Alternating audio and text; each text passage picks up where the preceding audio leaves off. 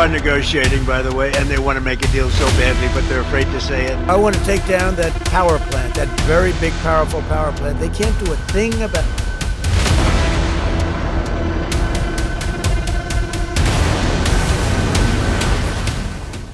नमस्कार, स्वागत है आप सभी का ग्लोबल अड्डा आप देख रहे हैं। मैं हूं आपके साथ पुनीत मिश्रा। तो मिडिल ईस्ट से खबर आई है कि एस्केलेशन जो है वो अब बढ़ता ही चला जा रहा है। कुवैत में भी हमला किया गया है IRGC की तरफ से और वहां पर अमेरिका के सैनिक जो है उनको बड़ा नुकसान हुआ है, ऐसा दावा किया जा रहा है। इस बीच एक खबर आ रही है हूती से जुड़ी हुई बाब अल मंदेब। जी हाँ, ये वो इलाका है जहां पर एक नई घेराबंदी की जा रही है स्ट्रेट ऑफ होर्मुज के बाद। तो क्या क्या जानकारियां निकलकर सामने आ रही हैं, इसी को जानने के लिए सीधा रुख करते हैं। आनंद मेरे सहयोगी मेरे साथ मौजूद हैं, उनके पास चलते हैं। आनंद, क्या खबर आई? बिल्कुल, देखिए आज 29वां दिन है और 29वें दिन भी ईरान बड़ा हमला कर रहा है। अमेरिका हो चाहे फिर इजराइल हो, इन दोनों देशों पर लगातार हमले हो रहे हैं, दोनों देशों के ठिकानों पर हमले हो रहे हैं। लेकिन ये जो हमला हुआ है ईरान ने जो IRGC ने जो दावा किया, ये बहुत बड़ा चौंकाने वाला दावा है, क्योंकि इस दावे में कई अमेरिकी सैनिक मारे जाने की खबर है। दरअसल कुवैत के बुमियान आइलैंड पर तैनात अमेरिकी मरीन पर कई ड्रोन्स और मिसाइलें दागे गए हैं। इस हमले के बाद से ऐसा IRGC का दावा है कि कई अमेरिकी सैनिक इसमें मारे गए हैं। हालांकि अभी तक इस पर कोई भी पुष्टि अमेरिका की नहीं आई है, लेकिन बहुत सारे अमेरिकी सैनिकों की मौत हुई है। साथ ही ये हमला पूरे क्षेत्र में जारी रहेगा, ऐसा IRGC का दावा है, चेतावनी है, क्योंकि लगातार वो चेतावनी दे रहा है IRGC कि जिस तरीके से इजराइल और अमेरिका दोनों हमला कर रहे हैं ईरान पर और उसमें बहुत सारे ईरान को नुकसान हुआ है। स्कूल के बाद अब उनके यूनिवर्सिटी पर भी हमले हो रहे हैं। इस कारण से IRGC का जो हमला है अब और तेज हो गया है। बिल्कुल ठीक है। अच्छा, ये IRGC का हमला तो तेज़ हुआ है, लेकिन हूती जो हैं वो सक्रिय हुए हैं लाल सागर में और वहाँ से भी जानकारियाँ निकलकर सामने आई है, ख़ास तौर पर बाब अल मंदेब को लेकर, क्योंकि ये स्ट्रेट ऑफ होर्मुज जैसा ही क्षेत्र कहा जाता है लाल सागर में, और यहाँ पर अगर घेराबंदी हो जाती है या यहाँ पर रास्ता बंद हो जाता है, शिप्स को टारगेट किया जाता है, तो बहुत ज़्यादा मुश्किल खड़ी हो जाने वाली है। ख़ास तौर पर यूरोप जाने वाला जो रास्ता है वहाँ के लिए बहुत ज़्यादा दिक्कतें हो जाएंगी और ऐसे में लागत दोगुनी हो जानी है और समय भी ज़्यादा लगेगा, तो बहुत ज़्यादा मुश्किल हो जाएगी। लेकिन हूती सक्रिय क्यों हुए हैं? क्योंकि ईरान अभी तक अब अकेले अपने दम पर लड़ाई लड़ रहा था, लेकिन अब हिजबुल्लाह और हूती जो हैं उन्होंने भी अपने पंख फैला दिए हैं, या ये समझ लीजिए कि अपनी अपनी मिसाइलें निकाल ली हैं। हूतीज़ को लेकर क्या जानकारी आई? आनंद के पास चलते। देखिए, अभी तक हूतीज़ जो है कि युद्ध में कूदे नहीं थे, लगातार चेतावनी दे रहे थे इजराइल को कि ये जो हमला है, ईरान पर जो हमले हो रहे हैं इसको रोक दो, नहीं तो फिर हूतीज़ जो है वो इजराइल पर हमला शुरू कर देंगे, लाल सागर पर भी कई सारे हमले करेंगे, ऐसा उनका चेतावनी था और बार बार अमेरिका और इजराइल को चेतावनी दे रहे थे।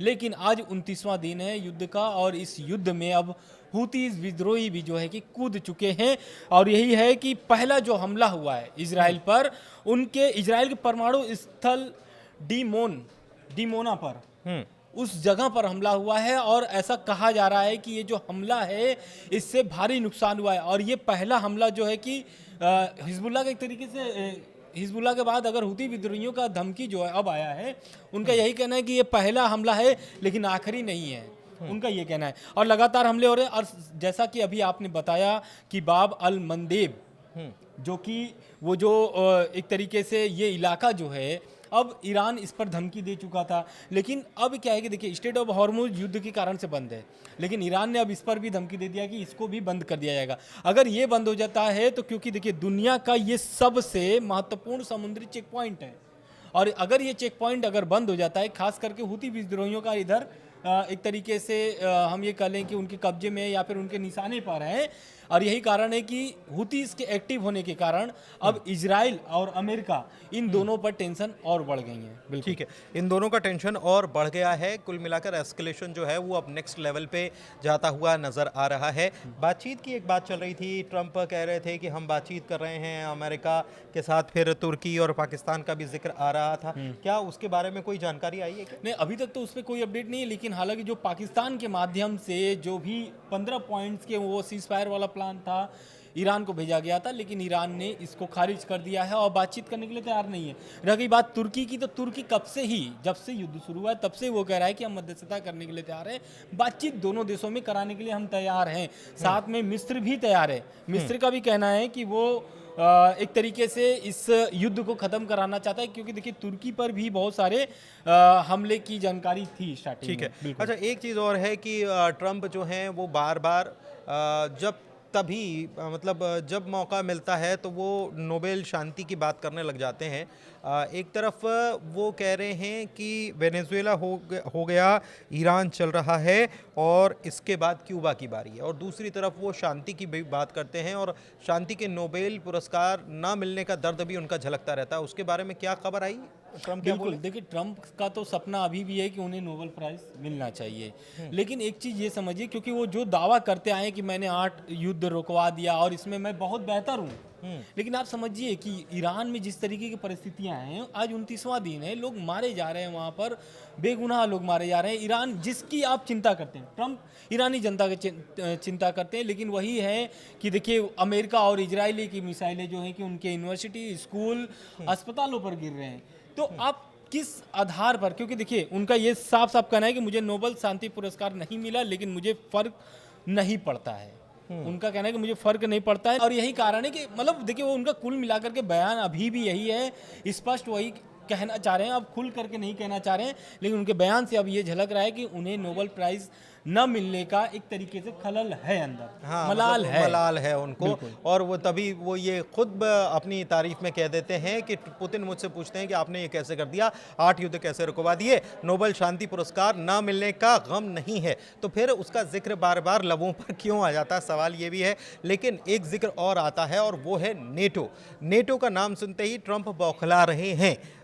क्या जानकारी आई है, ताज़ा क्या अपडेट है, इसके बारे में समझते हैं आनंद से। बिल्कुल, देखिए क्योंकि ईरान युद्ध जो चल रहा है, इसमें नेटो देश हो या यूरोपीय देश हो, चाइना हो, पढ़ना नहीं ट्रंप ने सबसे मदद मांगी, लेकिन इन सभी देशों ने मना कर दिया। और रह गई बात नाटो की, तो नाटो में 32 देश हैं, और ये भी कहा गया कि अगर एक देश पर हमला होता है तो सभी देश कूद के आएंगे, लेकिन नाटो देश जो है कि इस ईरान युद्ध में अभी तक कूदा नहीं है, पीछे हटा हुआ है। और यही कारण है कि जब से ट्रंप आए शासन में, जब से ट्रंप आए दूसरी बार, तब से ही वो नाटो के आड़े हाथे ले रहे हैं, नाटो को लेकर के बड़ा बड़ा बयान दे रहे हैं। अभी उनका बयान जो आया है वो आया है कि हर साल हम अरबों डॉलर देते हैं, लेकिन नाटो हमारे लिए नहीं खड़ा हुआ है। और यही कारण है कि ये जो ईरान युद्ध हो रहा है, इसको लेकर के नाटो को लगातार घेर रहे हैं, क्योंकि देखिए उन्होंने कई बार बोल भी चुके हैं कि हम नाटो से निकल भी सकते हैं, क्योंकि उनका अरबों रुपया खर्चा हो रहा है वहाँ पर। बिल्कुल ठीक है। अच्छा, इस बीच अमेरिकी मिलिट्री की तरफ से एक वीडियो शेयर किया गया। आनंद, अमेरिकी मिलिट्री जो है वो ग्राउंड ऑपरेशन करने की सोच रही है या उसकी तैयारी चल रही है, ये खबरें बार बार आ रही हैं, लेकिन इस बार जो वीडियो है उसमें ग्राउंड ऑपरेशन करते हुए कुछ सैनिक नज़र आ रहे हैं, खासतौर पर कुछ सोशल मीडिया प्लेटफॉर्म पर ये तैर भी रहा है। लेकिन ईरान ने इसके बदले जवाब भी दिया है, अच्छा खासा, कहा है कि हम इंतज़ार कर रहे थे। बिल्कुल, उनका ये जवाब एक तरीके से सोशल मीडिया पे ये वायरल हो रहा है कि हम सालों से इस पल का इंतजार कर रहे थे, आओ हम तुम्हारे लिए तैयार हैं, कुछ ऐसा जिसका तुम कल्पना भी नहीं किए थे। यानी उनका ये साफ साफ कहना है कि देखिए अभी जो युद्ध चल रहा है 29वां दिन है, और ये प्लान ऐसा नहीं है कि अचानक से ईरान ने बना लिया है। ईरान इस युद्ध के लिए लगभग 20 से 25 साल से तैयारी कर रहा था, और तैयारी ऐसी कि अगर पूरा नेतृत्व खत्म हो जाए, खत्म हो भी चुका था, हालांकि अब नए सुप्रीम लीडर मुस्तफा खामनेई बन चुके हैं, लेकिन वो खत्म होने के बाद भी युद्ध जारी रहेगा। और यही कारण है कि आप देखिए खाड़ी देशों पर लगातार हमले हो रहे हैं, और उसका उस समय नेतृत्व कोई नहीं कर रहा था,